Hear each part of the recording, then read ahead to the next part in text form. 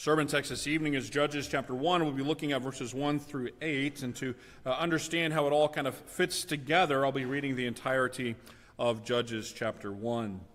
And so hear now the holy, inspired, and inerrant word of our God. After the death of Joshua, the people of Israel inquired of the Lord, "Who shall go up first for us against the Canaanites to fight against them?" And the Lord said, "Judah shall go up. Behold, I have given the land into his hand." And Judah said to Simeon his brother, "Come up with me into the territory allotted to me, that we may fight against the Canaanites. And I likewise will go with you into the territory allotted to you." And so Simeon went with him. And then Judah went up, and the Lord gave the Canaanites and the Perizzites into their hand, and they defeated 10,000 of them at Bezek. And they found the Lord of Bezek at Bezek and fought against him and defeated the Canaanites and the Perizzites. But the Lord of Bezek fled. But they pursued him and caught him and cut off his thumbs and his big toes. And the Lord of Bezek said, 70 kings with their thumbs and their big toes cut off used to pick up scraps under my table. As I have done, so God has repaid me. And they brought him to Jerusalem, and he died there. And the men of Judah fought against Jerusalem and captured it and struck it with the edge of the sword and set the city on fire. And afterward the men of Judah went down to fight against the Canaanites who lived in the hill country, in the Negev, and in the lowland. And Judah went against the Canaanites who lived in Hebron. Now the name of Hebron was formerly Kiriath Arba, and they defeated Sheshai and Ahiman and Talmai. From there they went against the inhabitants of Debir. The name of Debir was formerly Kiriath Sepher. And Caleb said, "He who attacks Kiriath Sepher and captures it, I will give him Achsah my daughter for a wife." And Othniel, son of Kenaz, Caleb's younger brother, captured it. And he gave him Achsah his daughter for a wife. And when she came to him, she urged him to ask her father for a field. And she dismounted from her donkey. And Caleb said to her, "What do you want?" She said to him, "Give me a blessing. Since you have set me in the land of the Negev, give me also springs of water." So Caleb gave to her the upper springs and the lower springs.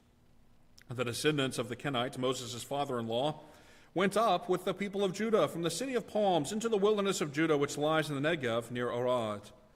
And they went and settled with the people. And Judah went with Simeon his brother, and they defeated the Canaanites who inhabited Zarephath and devoted it to destruction. So the name of the city was called Hormah. And Judah also captured Gaza with its territory, Ashkelon with its territory, and Ekron with its territory. And the Lord was with Judah, and he took possession of the hill country. But he could not drive out the inhabitants of the plain because they had chariots of iron. And Hebron was given to Caleb, as Moses had said. And he drove out from it the 3 sons of Anak. But the people of Benjamin did not drive out the Jebusites who lived in Jerusalem. So the Jebusites have lived with the people of Benjamin in Jerusalem to this day. The house of Joseph also went up against Bethel, and the Lord was with them. And the house of Joseph scouted out Bethel. Now the name of the city was formerly Luz.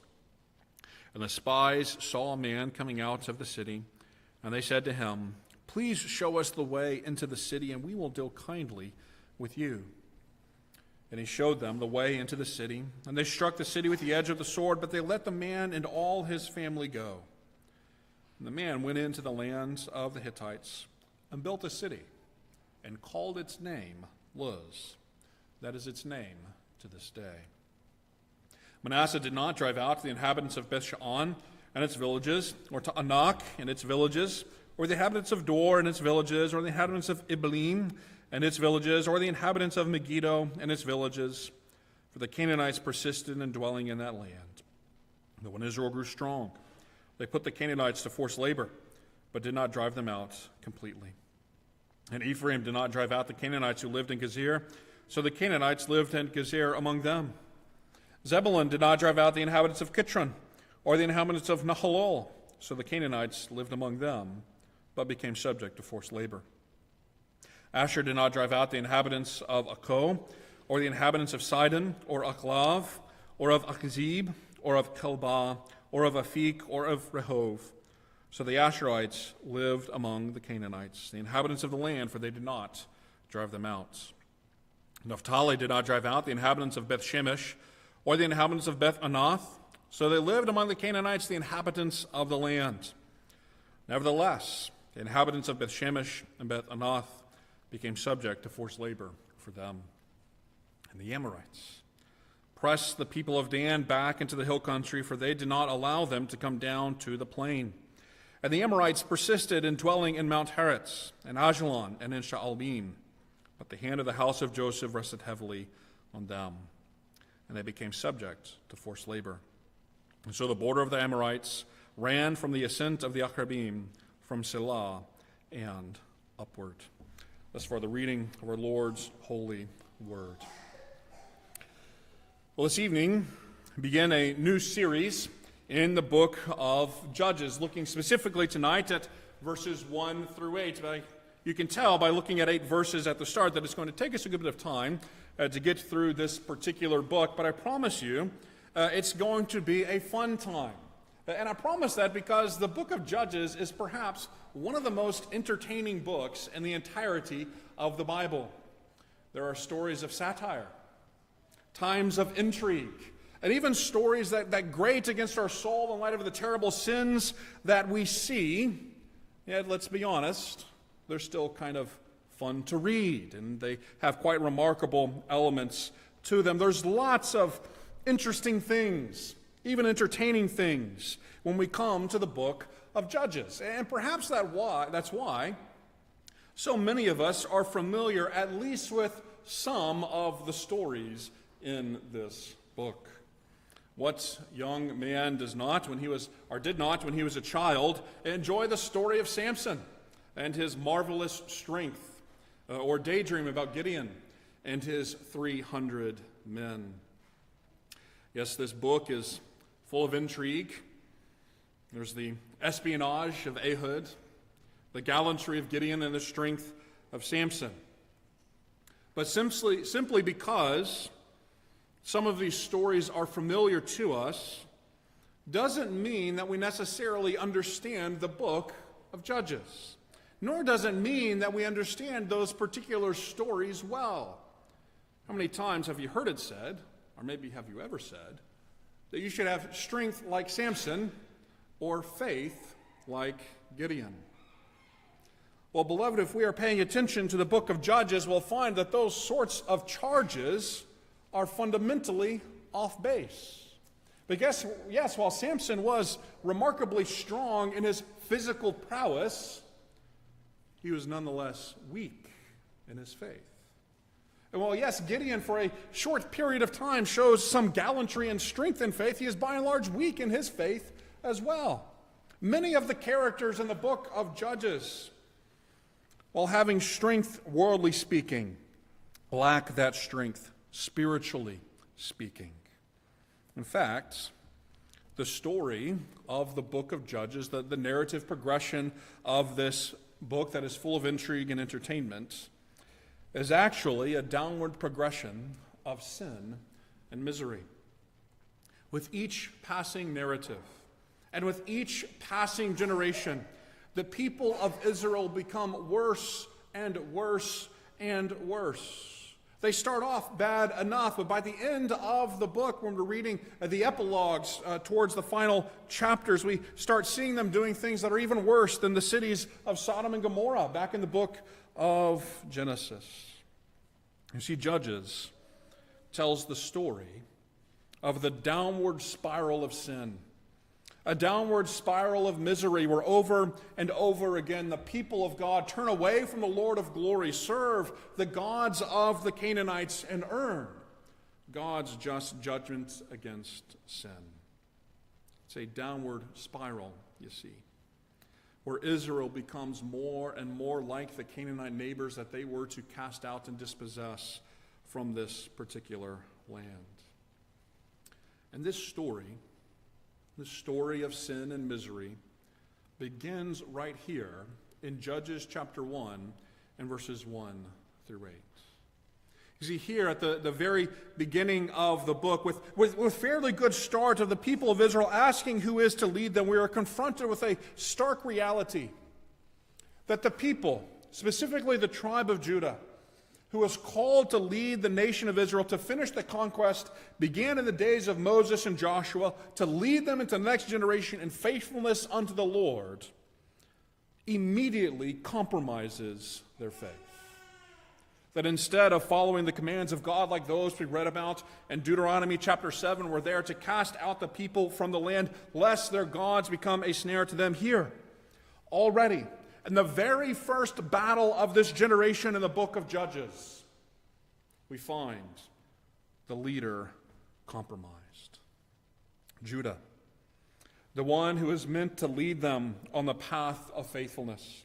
Judah, who is supposed to take the generation and lead it even further into securing the inheritance that was promised from God and laying hold of the promises given to the patriarchs, instead kicks off this downward spiral of sin and misery.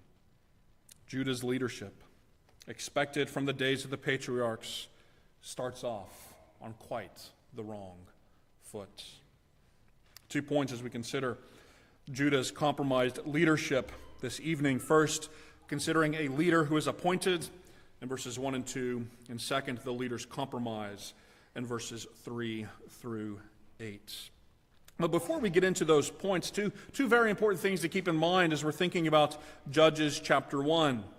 And it's that Judges chapter 1 forms a sort of prologue or introduction to the book of Judges. And as all good introductions do, these prologues are going to contain a lot of the key information that you're going to expound further upon in the rest of the book. Many of the themes, like acting like Canaanites, or the importance of intertribal cooperation, or the security of a godly family, or even the roles of faithful women, and things of this nature are all introduced for us right here in this very first chapter. The words and the things that happen here are often more deep than initially meets the eye.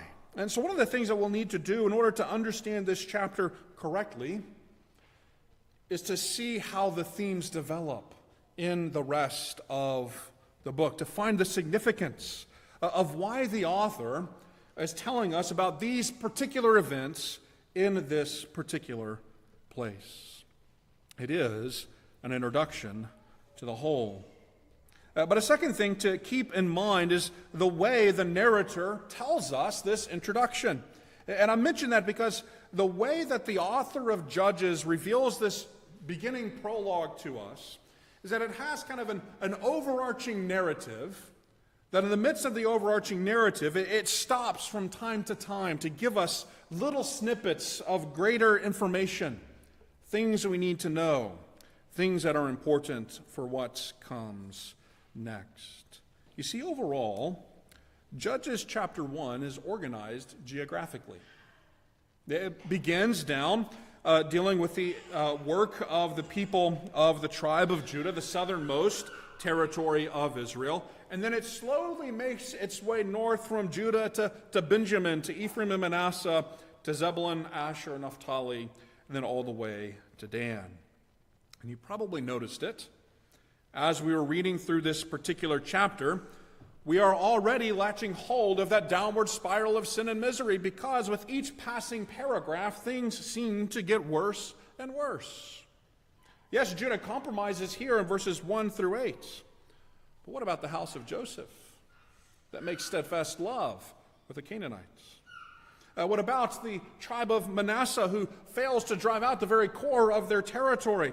What about Zebulun and Asher and Naphtali, these tribes who live in the midst of the Canaanites, or even who the Canaanites have superiority over them? And what about those ominous words of verse 36? The border of the Amorites ran from the ascent of the Akrabim and from Selah and upward. I thought we were dealing with the territory of Israel. You see, as the narrative moves further and further north, we have more and more compromise among the people of God, and that matches the rest of the book as well. But as the narrator is taking us in that direction, 5 times throughout chapter 1 and into chapter 2, he slams on the brakes. It's almost like you're going on a walk, and as you're walking through a park or a garden, and every once in a while you stop and you take in the scenery. Well, he does this narratively for us, where on occasion he kind of stops and he gives us stories that are snippets into the life of the people of God at this time. We have 2 such snippets in our passage this evening. The first one is in verses 1 and 2, where the people of God ask for the Lord to appoint a leader for this age. And the second one is in verses 5 through 7, in the battle for Bezek. So what's important, especially about this first little snippet, this vignette, if you will, the mini scene about events that are happening during this dark period of the Judges? Well, the first thing that we find is quite ominous. Those words that strike a note this side of the fall, after the death of. In fact, that exact phrase was the very beginning of the book of Joshua as well. After the death there of Moses, then Joshua was appointed to his task to lead. But now here, it's after the death of Joshua. Joshua, the ever-faithful leader, who guided the people of Israel into the land, who aided them in securing the inheritance promised to their forefathers, who even allotted the territories to their tribes that they're about to go and continue working to conquer throughout these days of the Judges. And this faithful leader has passed, and it sparks an existential crisis for the people of God. You see, while Moses had a secession plan, Joshua did not establish the next leader for the people of God. Now, I don't think that's a negative thing on Joshua so much as it's just a reality in our particular narrative. And so the people of Israel then, I think properly, need to go to the Lord to discern his will for who will lead them in the next generation. Notice what they do here. And after the death of Joshua, the people of Israel inquired of the Lord, who shall go up first for us against the Canaanites to fight against them? They're requesting, aren't they?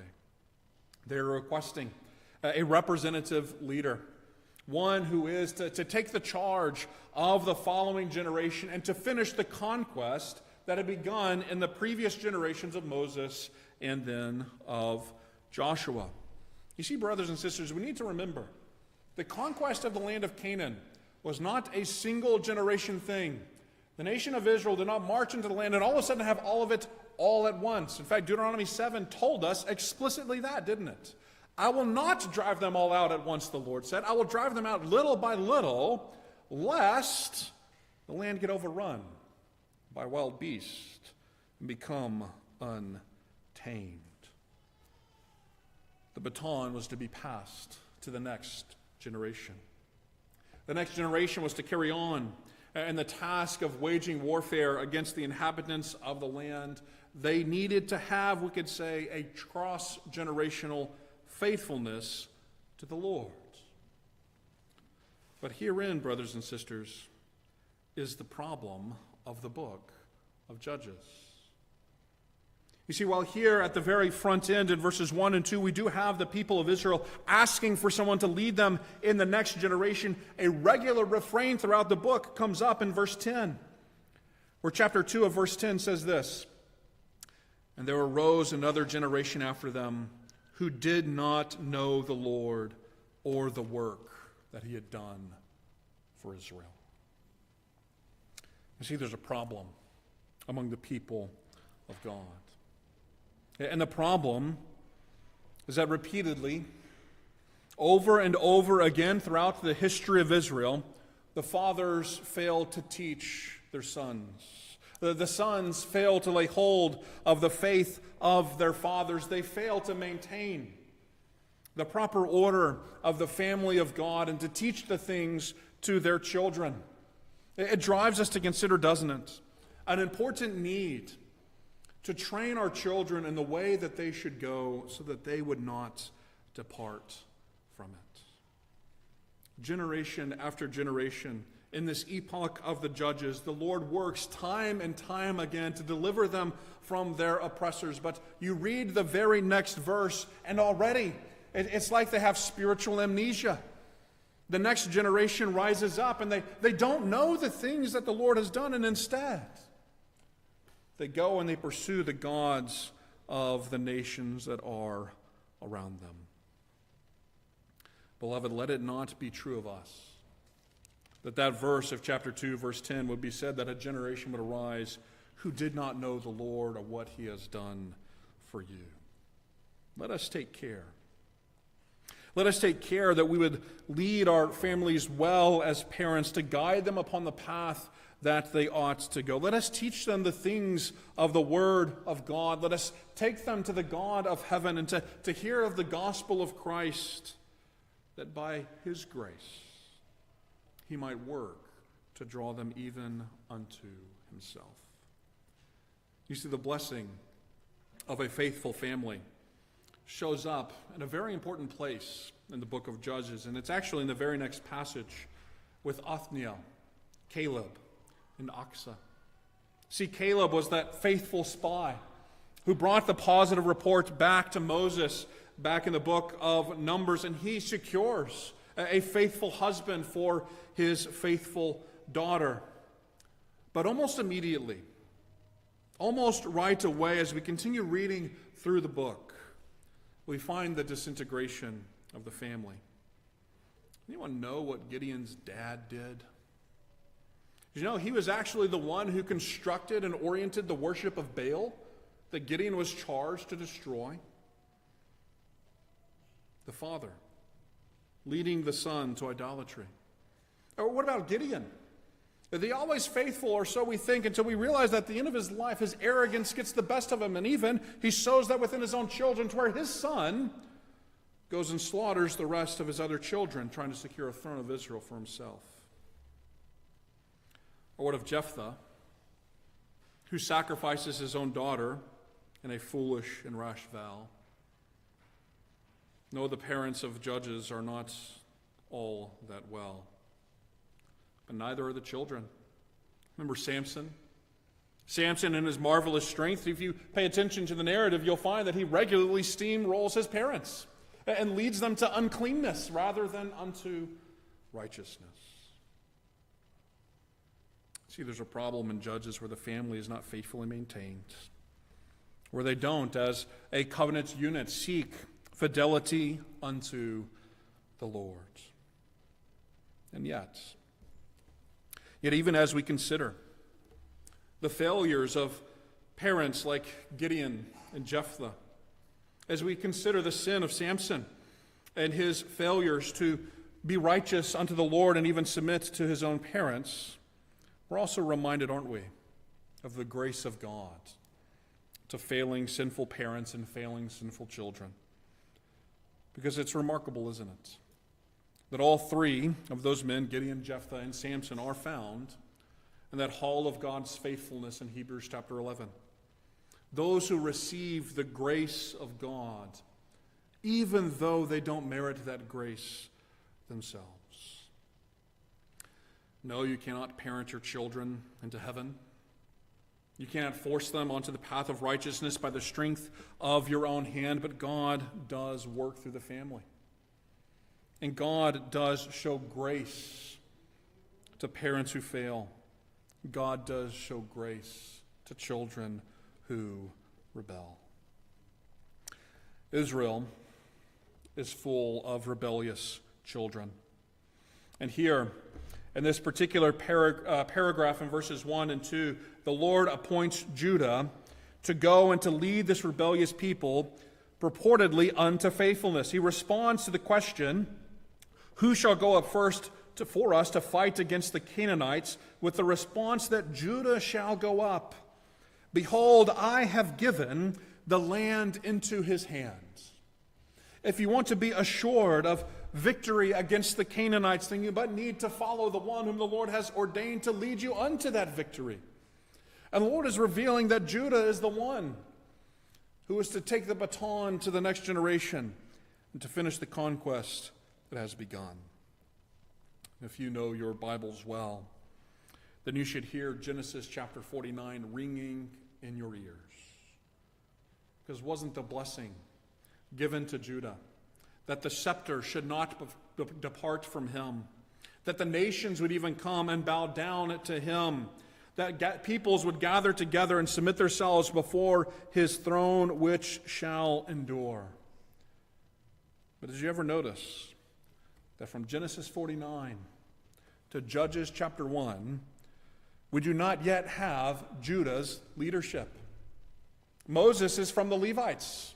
Joshua is from the Ephraimites. And so now finally, after centuries, after generations, the Lord is saying that it is time for Judah to take the scepter.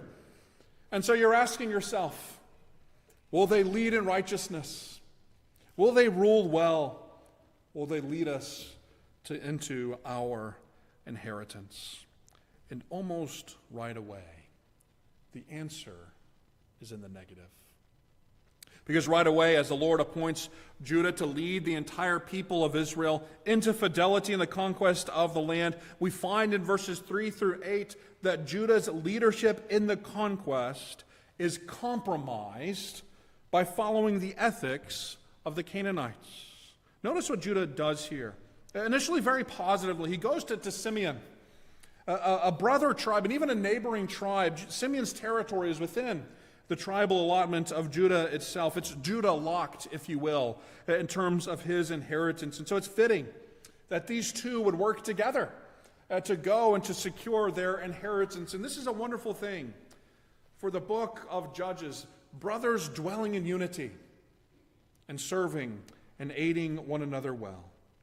And we even think things are going to go well. He says, come up with me, not that I can circumvent the war, but rather that I may fight against the Canaanites, and I will also go with you. And they join together. And they go on their military endeavors, beginning a march from the territory of Manasseh down to their tribal inheritances. But along the way, they engage in a battle at Bezek. They engage in a war at Jerusalem. And in both of these things, we find that Judah's leadership is compromised. Immediately, Judah leads Simeon, and the Lord goes with them, and they defeat a remarkably large army, 10,000, probably a round number, but a large group of the Canaanites and Perizzites at the city of Bezek. A resounding victory.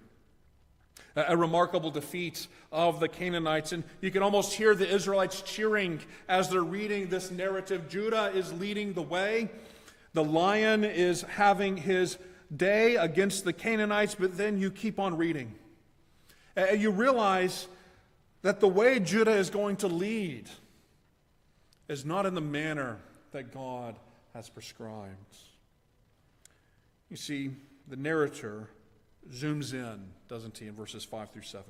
He takes us to another of those miniature scenes of the story, and he zooms in to tell us about how the people of Judah treat the Lord of Bezek. Verse 5, they found ESV Adonai Bezek. Adonai simply means Lord. This is most likely a title. They found the Lord of Bezek and fought against him and defeated the Canaanites and the Perizzites. And the Lord of Bezek, the king of this mighty coalition of Canaanites, fled, but they pursued him and caught him and cut off his thumbs and big toes.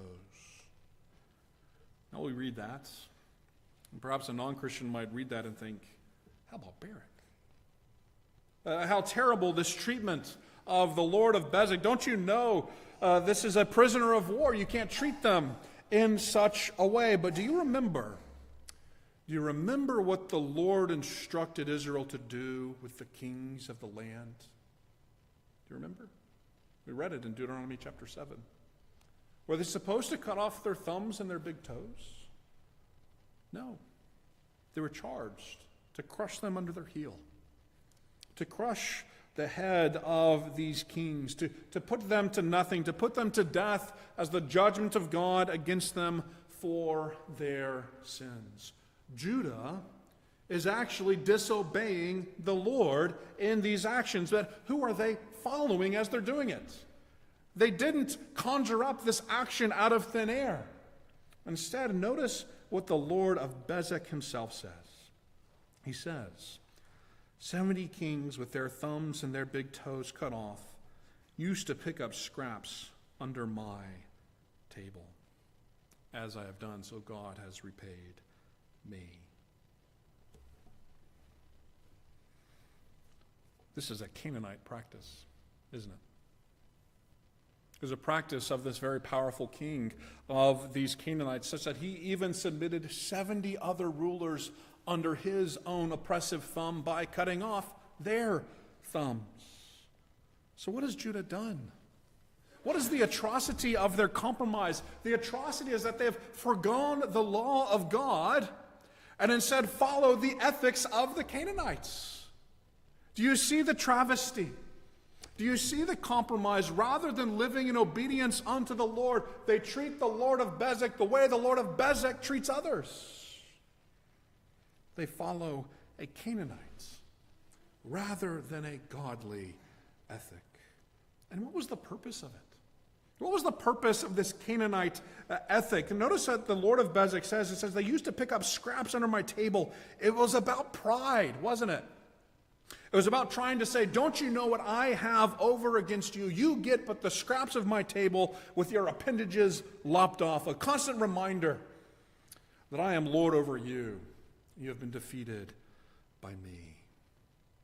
This was not to be the ethic of Israel. They were to look to the Word of God and find in it the pathway for life and for righteousness. They were to find in it even the laws concerning warfare that they were to wage against the people of Canaan. But instead, in the very first battle, the very first act of Judah's leadership, the deafening victory against Bezek is compromised by their treatment of its king. Instead of following the ethic of the Lord, they follow the ethic of Canaan. It's probably important that we take a brief moment to think about the severity of the Lord's judgment here. I mention that because if there's probably one thing that non-believers might say against Christians concerning the ethics of the Bible, it's that the Canaanite conquest is one of the greatest atrocities that any religion could possibly fathom. A genocide, they might even say. At least with the Lord of Bezek, if he lost his thumbs and big toes, it's not like they're putting him to death. I'd rather live without my thumbs than not live at all. What are we to say to this? There's a lot of things that we could say.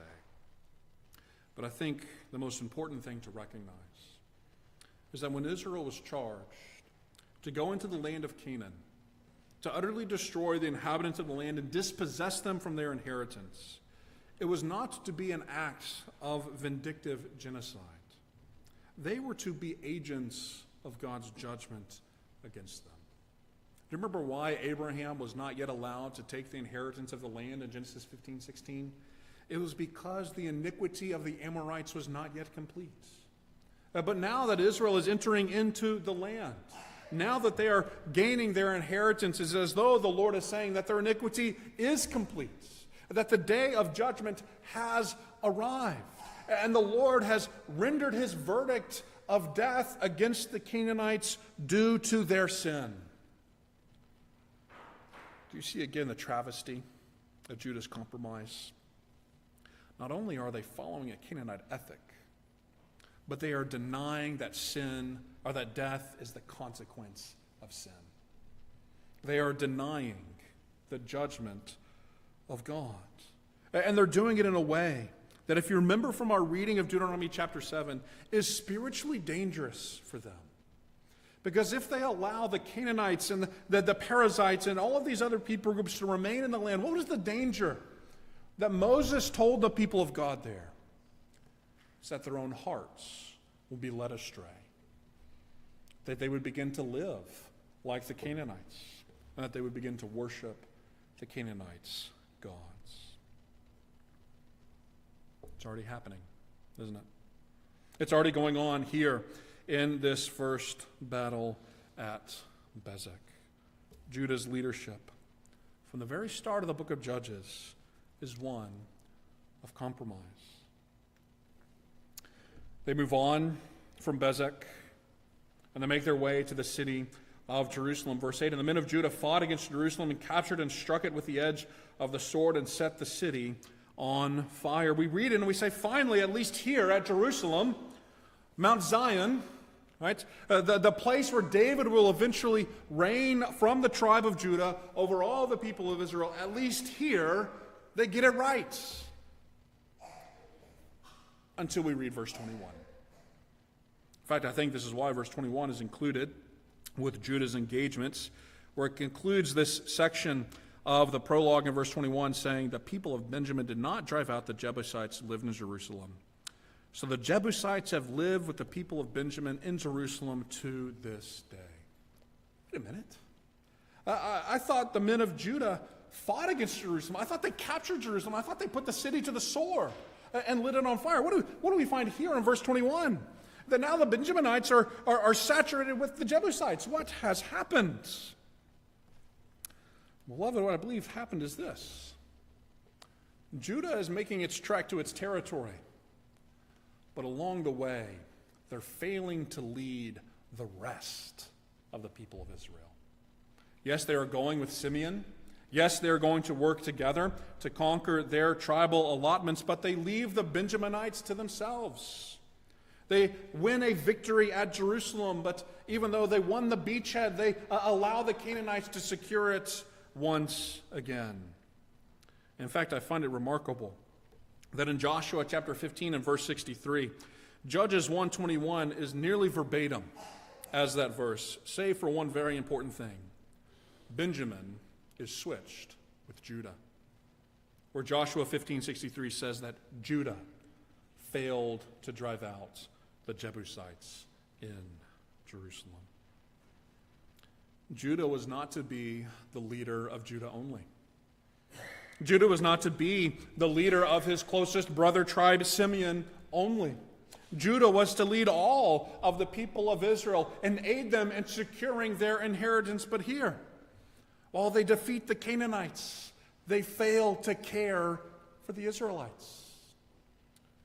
They fail to bring Benjamin into its inheritance, even as they initially cast the Canaanites out of theirs.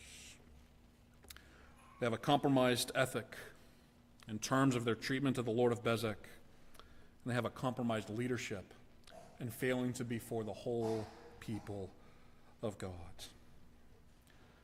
But the people of Israel had a good question, didn't they? They had a good question after the death of Joshua. Who shall lead us? You see, where the leader goes, the people follow. The people of Israel needed a faithful mediator. They needed Judah to pursue righteousness and holiness, that they would pursue righteousness and holiness. And the failure of Judah here drives us to long for one, to long for a mediator, to look for a mediator, even from the line of the tribe of Judah, who will reign eternally, who will never have to pass the baton to the next generation because he will always rule and reign. A leader who is always faithful, who will never compromise on the ethics of God, who will always care for the entirety of his church, one who works on behalf of his people. A leader who is indeed faithful as God himself is faithful. This particular period, in these dark days of the judges, the scepter of Judah does not sway well. But it does cause us to look forward, doesn't it? It calls us to look forward to one who will come from the line of Judah, who will be a descendant of David, who will rule for his people well, who will conquer sin and Satan not through military endeavors, but rather through being struck and pierced himself upon the cross for our sins. It takes us to look to the one who never compromised, but was always faithful, who was perfectly righteous in every aspect of his life and perfectly righteous in every aspect of his leadership, and one who is even now our great high priest in heaven, interceding on our behalf, leading us on that pathway of righteousness. And so I ask you, people of God, flock of his pasture, who is your shepherd? Who is your leader? Do you follow the faithful one from the tribe of Judah? Do you follow the great king from the line of David? Do you submit yourself to him? And do you know that the victory over sin and death has been won by him?